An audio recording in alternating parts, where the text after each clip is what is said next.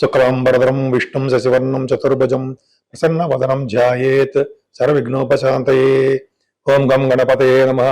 ఓం శ్రీమాత్రే నమః. ఓం శ్రీ గురుభ్యో నమః. మా ఆది ఆస్తులను చూస్తుంటే మీ అందరికీ పేరు పేరున నా హృదయపూర్వక నమస్కారాలు. ఇప్పుడు మనం శుక్రగ్రహం, శుక్రుడు మీనరాశిలోకి మారుతున్నాడు. అంటే ఎగ్జాల్టేషన్, ఉచ్చ స్థితిలోకి ఉన్నట్టు, ఉచ్చ స్థితిలో ఉన్నటువంటి శుక్రుడు మీనరాశిలో ప్రవేశం చేస్తున్నాడు. సో దానివల్ల 12 రాశుల వారికి ఎలా ఉండబోతుందో తెలుసుకుందాం. మీనరాశిలోకి 2 మార్చ్ నుండి 25 మార్చ్ వరకు కూడా, అంటే 24 డేస్ ఈ మార్చిలోనే ఉంటాడు. ఎగ్జాల్టేషన్కి వెళ్తున్నాడు, అంటే ఉచ్చ స్థితిలోకి వెళ్తాడు. పరమోచ్చలో కూడా ఉంటాడు, అక్కడ 27 డిగ్రీస్ 28 డిగ్రీస్ దగ్గర ఉంటాడు. సో ఆ శుక్రుడు, ఎగ్జాల్టేషన్ ఉన్న శుక్రుడు శనితో కలవడం ఒకటి. అసలు శుక్రుడిచ్చే ఫలితాలు 12 రాశుల వారికి ఎలా ఉండబోతుందో ఇప్పుడు మనం తెలుసుకుందాం. కుంభరాశి, కుంభరాశి వారికి అత్యంత రాజయోగకారకుడు, fourth house lord and 9th house lord. శుక్రుడు 2nd భావంలో ఉన్నాడు. 4th house lord in 2nd house, అలాగే 12th హౌస్ లార్డ్ శని 2nd హౌస్. ఖచ్చితంగా ఫారిన్ కంట్రీస్ వెళ్తారు మీరు. ఈ శుక్రుడు ఉన్నంతకాలం నేను చెప్పాను, మార్చి నెలలో శుక్రుడు మీరు ఉన్నప్పుడు మీరు విదేశాలు వెళ్ళడానికి ఎక్కువ అవకాశాలు ఉన్నాయని శాస్త్రాలు చెప్తుందండి. మీకు ఖచ్చితంగా వెళ్తారు. ఏంటంటే 2 మార్చి నుంచి 25 మార్చి వరకు మీరు విదేశాలు వెళ్తారండి. అఖండమైన ధనప్రాప్తి కలుగుతుంది మీకు. కుంభరాశి అంటే సామాన్యమైనది కాదండి. ఎందుకంటే 4th హౌస్ లార్డ్ భాగ్యాధిపతులు అయ్యాడు కదా, నాన్నగారికి కూడా ధనప్రాప్తి కలుగుతుంది. నాన్నగారు కూడా ఫారిన్ కంట్రీస్ వస్తారు. నాన్నగారు మీ నాన్నగారు అండి.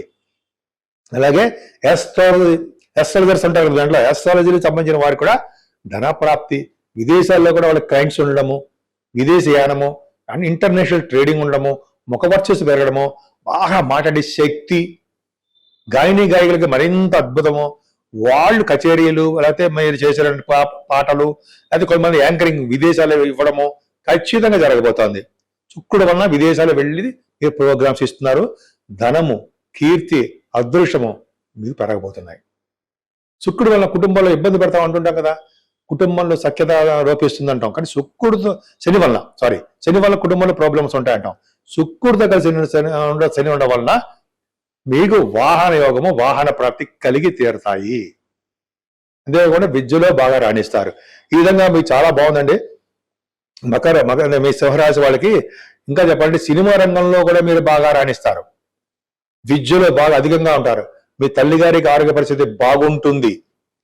మీ కృషికి తగ్గ ఫలితం ఉంటుంది. ముఖ్యంగా గాయకులు అంటారు సరే, గాయకుల కంటే సంగీతం, మ్యూజిక్ అంటారు కదా, మ్యూజిక్ చేసేవారికి మంచి ఆదాయం ఉంటుందండి. డైరెక్టర్స్ అది అంటాం, భరతనాట్యం వాళ్ళకి, మ్యూజిక్ రంగంలో ఉన్న వారికి. ఇంకా చెప్పాలంటే రైతులు అంటాం సరే, రైతులకు కూడా పంటలు బాగా డెవలప్మెంట్స్ ఉంటాయండి. ముఖ్యంగా కుటుంబంలో వృద్ధి, కుటుంబంలో ప్రాధాన్యత, కుటుంబంలో సౌఖ్యము, మీరంటే ఏంటో అది మీ బంధువులో కూడా బాగా తెలియడము, మంచి నేమ్ అండ్ ఫేమ్ ఉండడము, గురువు గారు అంటూ మిమ్మల్ని మీ వెనక తిరగడము, ఇవన్నీ ఉంటాయండి. చాలా బాగుంది. సంపదలు, ఐశ్వర్యం పెరుగుతుంది మీకు. చాలా అండి.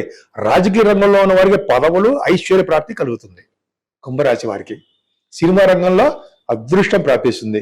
అంతేకాకుండా సాఫ్ట్వేర్ రంగ ఉద్యోగస్తులకి, రియల్ ఎస్టేట్ రంగంలో ఉన్న వ్యాపారులకు కూడా మంచి అదృష్టము, ఆదాయ వనరులు పెరుగుతాయి.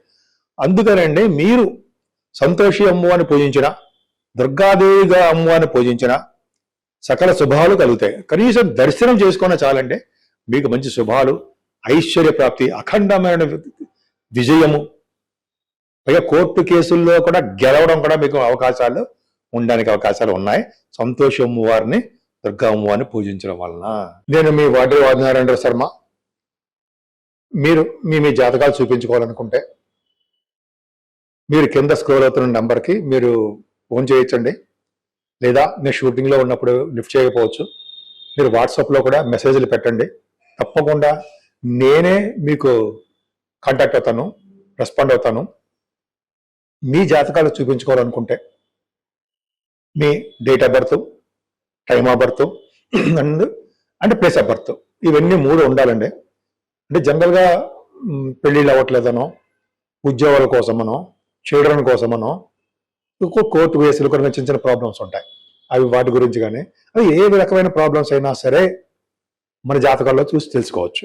తప్పకుండా చూసుకోవచ్చు. కాబట్టి మీకు ఈ ఫీల్డ్స్లో ఏదైనా సరే మీకు డౌట్లు ఉన్నా మీరు మెసేజ్ పెట్టండి, తప్పకుండా నేను పరిష్కార మార్గాలు చెప్తాను. అంతే కదండి, మనం వాస్తు రీత్యా కూడా కొన్ని సలహాలు చెప్తూ ఉంటాను నేను. ఏమైనా డౌట్స్ వచ్చినా, మీకు ఏమైనా ప్రాబ్లమ్స్ ఉన్నా కూడా వాస్తు సంబంధించిన విషయాల్లో కూడా నేను చేశాను. అంటే ఎంఏ అస్ట్రాలజీ చేసినప్పుడు వాస్తు కూడా ఉంది. సో వాస్తు కూడా నేను చెప్పగలను. ఆల్మోస్ట్ నాకు 30 years నుంచి ఎక్స్పీరియన్స్ ఉంది కాబట్టి ఈ అస్ట్రాలజీలో కూడా నేను బాగా చెప్పగలను అని అనుకుంటున్నా. సరే, అది పక్కా పెడదామండి. ఈ 12 రాశుల వారు మేషరాశి నుండి మీనరాశి వారి వరకు కూడా పరిష్కార మార్గాలు ఉంటాయండి. అది వేలల్లోనో లక్షల్లోనో ఖర్చు పెట్టేటువంటి పరిష్కార మార్గాలు ఏమీ కావు. మన ఇంట్లోనే మనకు అందుబాటులోనే ఉండే పరిష్కార మార్గాలు. అంటే సాధారణంగా మనకి ఉన్నటువంటి ప్రాబ్లమ్స్ అని వస్తే మన ఇంట్లో చేసుకునే పూజల వలన తాత్కాలిక ఉపశమనం కలగడము చేయడానికి అవకాశం ఉంటుంది. ఏదైనా మేషరాశి నుండి మీనరాశి వరకు కూడా శుక్రుడి యొక్క ప్రభావం ఉంటుంది. ముఖ్యంగా శుక్రుడు కొన్ని రాశులకి మంచి సుఫలితాలు ఇవ్వలేడు. ఉదాహరణకి ధనుర్రాశి కానీ మీనరాశి వారికి కానీ సుఫలితాలు ఇవ్వడం తక్కువ, పాపి అవుతాడు. 3వ ఇంటి వాడు 8వ ఇంటి వాడు అవ్వడం వలన కొద్దిగా మ్యాలఫిక్గా ఉంటాడు. సరే, వాళ్ళకి చాలా అందరికీ కూడా ఆల్మోస్ట్ అందరికీ కూడా శని ప్రభావం ఉంటుంది కాబట్టి, శని శుక్రుడు కలయిక కాబట్టి ఏం పూజలు చేసుకోవాలి మన ఇంట్లోనే చేసుకోవచ్చు అండి. అంటే మనం దగ్గరున్న గోడలోనే చేసుకోవచ్చు. ముఖ్యంగా ఫస్ట్ శుక్రుడికి ప్రభావం మన మీద అద్భుతంగా ఉండాలంటే మన ఇంట్లోనే అమ్మవారిని పూజించడము, కనకదుర్గ అమ్మవారిని. వీలుంటే అమ్మవారికి మల్లెపూలు అంటే ఇష్టము, దొరికితే కలవపూలు దొరకపోవచ్చు అనుకోండి, మల్లెపూలు అలాగే ఎర్రటి పుష్పాలు, మందార పువ్వులు తోటి లక్ష్మీ అమ్మవారిని కానీ కనకదుర్గ అమ్మవారిని కానీ పూజించడం వలన మన ఇంట్లో స్థిర లక్ష్మి ఉండడానికి అవకాశం ఉంటుంది. స్థిరమైన లక్ష్మీదేవి మన ఇంట్లో ఉండడానికి అవకాశం ఉంటుంది. ఎందుకంటే శుక్రుడు ప్రభావం అలా ఉంటుంది కాబట్టి. అంతే కదండి, ఈ శుక్రుడు కూడా మన ఇంట్లో చేసుకుంటూ ఒకవేళ అవకాశం ఉంటే ప్రతి గుళ్ళలోనూ కనకదుర్గ టెంపుల్స్లో పౌర్ణమికి అమావాస్య రోజున పూజలు చేస్తుంటారు, చండీ హోమాలు చేస్తుంటారు, అలాగే కుంకుమ పూజలు చేస్తుంటారు, చండీ సప్తసతి అని కూడా చేస్తుంటారు. కనకదుర్గ గుళ్ళో అమ్మవారి గుళ్ళో కూడా 4 to 5 ఉంటుంది, అమ్మవారి గుళ్ళో కూడా చేస్తుంటారు.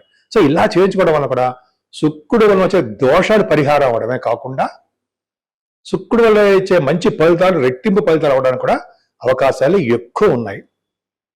అంతే కదండి, శని శుక్రుల కాంబినేషన్ కూడా ఉంది. శని శుక్రులు అష్టమంలో కానీ సప్తమంలో కానీ వ్యయభావంలో కానీ ఉండడం వలన కొంత చెడు ఫలితాలు, చెడు అలవాట్లు ఇవ్వడానికి అవకాశం కొన్ని రాశులకు ఉన్నాయి. అది కూడా చెప్పాను కూడా.